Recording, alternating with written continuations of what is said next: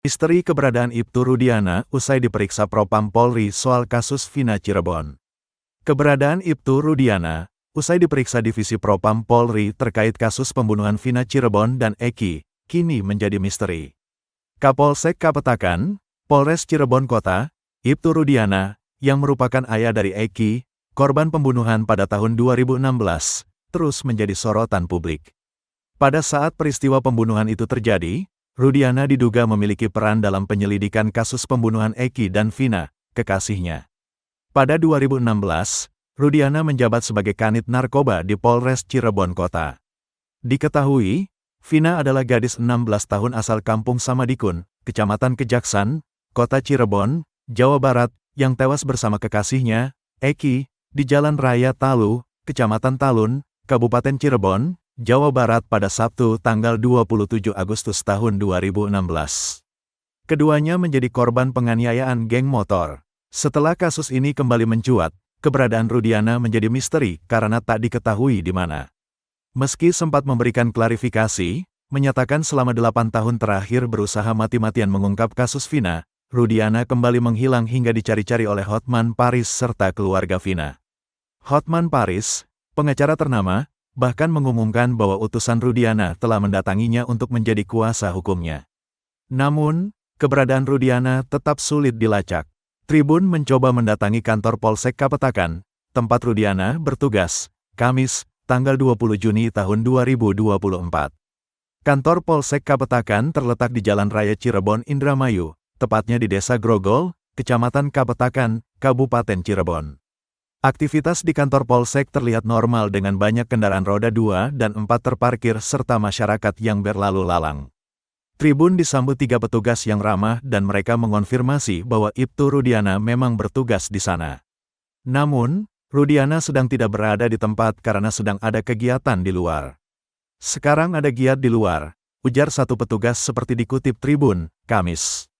Ketika ditanyakan tentang kepulangannya, petugas tidak mengetahui pastinya. Namun mereka menyebut Rudiana sempat hadir pagi tadi untuk memimpin apel.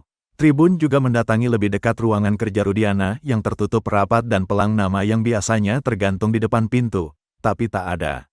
Sampai saat ini, publik menantikan perkembangan lebih lanjut mengenai upaya pengungkapan kasus ini dan keberadaan Ibtu Rudiana yang kini misterius.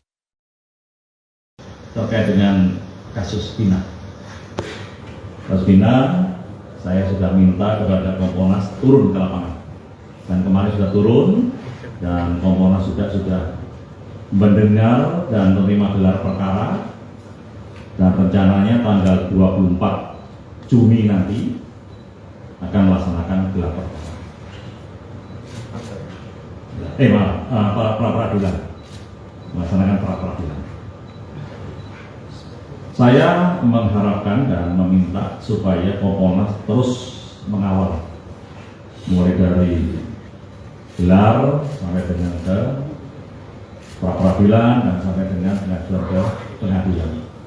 Dan saya yakin Kompolnas juga akan serius untuk melakukan fungsinya sebagai pengawas kepolisian, dan tambahan juga bahwa berkas perkara sudah diajukan ke kejaksaan. Ya.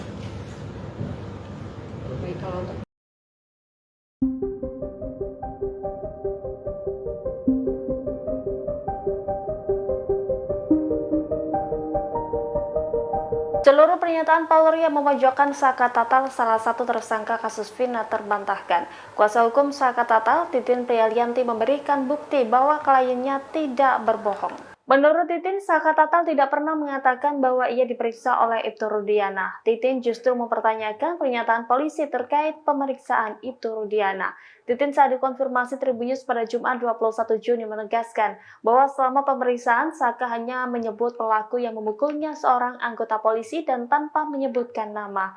Lebih lanjut, Titin mengungkapkan bahwa kliennya mengalami kesulitan mengingat kejadian karena rasa sakit yang sangat luar biasa. Menurutnya, Saka Tatal tidak pernah menyebut dalam berita acara pemeriksaan bahwa ia diperiksa oleh Ibtu Rudiana.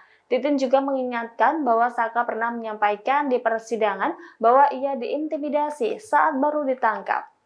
Sebelumnya diberitakan Kadif Humas Polri Irjen Sandi Nugroho menyebut Saka Tatal cenderung memberikan keterangan yang bohong soal kasus Vina Cirebon. Tak sampai di situ, Sandi juga menyebut ada terpidana pembunuh Vina dan Eki yang menyuap saksi agar berkata bohong di persidangan. Kedua hal itu disampaikan Sandi kala menggelar konferensi pers di Mabes Polri Jakarta pada Rabu 19 Juni. Mulanya Sandi ditanya awak media soal pernyataan Saka Tatal yang mengaku disiksa penyidik agar mau mengaku menjadi pembunuh Vina dan Eki. Sandi pun menunjukkan foto dalam bentuk cetak di selembar kertas. Tidak terlalu jelas, Sandi menyebut foto itu menunjukkan Saka Tatal saat dalam pemeriksaan 8 tahun silam. Kata dia, tidak ada penyiksaan dan intimidasi pada saat pemeriksaan Saka Tatal yang saat itu masih berusia anak. Tersangka kasus pembunuhan Vina dan Eki di Cirebon, Peggy Setiawan, terancam hukuman mati. Adapun berkas perkara tahap 1 untuk tersangka Peggy Setiawan alias Peron telah dilimpahkan penyidik di Treskrimum Polda Jawa Barat ke Kejaksaan Tinggi Jabar. Pelimpahan ini dilakukan pada Kamis 21 Juni 2024 lalu. Penyidik hanya melimpahkan satu berkas tebal berjilid merah. Berkas tersebut diterima oleh petugas Kejati Bagian Pelayanan Terpadu Satu Pintu atau PTSP. Dirkrimum Polda Jabar, Kombes Polisi Surawan mengatakan, dalam berkas tersebut Peggy dijerat dengan pasal 340. Pihaknya mengatakan Peggy dijerat Undang-Undang pasal 340 KUHP Junto pasal 55 ayat 1 ke 1 KUHP dan pasal 81 ayat 1 Undang-Undang RI Nomor 35 Tahun 2014, yakni tentang perubahan atas Undang-Undang RI Nomor 23 Tahun 2002 tentang perlindungan anak Junto pasal 55 ayat 1 ke 1 KUHP dengan ancaman pidana mati seumur hidup dan paling lama 20 tahun. Sebelumnya, Jaksa Penuntut Umum atau JPU Kejaksaan Tinggi atau Kejati Jabar bakal melakukan penelitian selama 2 pekan, yakni terhadap berkas perkara tahap 1 Peggy Setiawan alias Peron yang dilimpahkan Polda Jabar. Menurut pihak terkait, dalam perkara ini total ada 6 jaksa penuntut umum yang akan melakukan penelitian terhadap berkas Peggy Setiawan. Setelah dilakukan penelitian, dikatakan oleh pihak kepolisian jaksa penuntut umum akan menentukan sikap, yakni terkait apakah berkas tersebut sudah lengkap atau harus dilengkapi oleh penyidik di Treskrimum Polda Jawa Barat.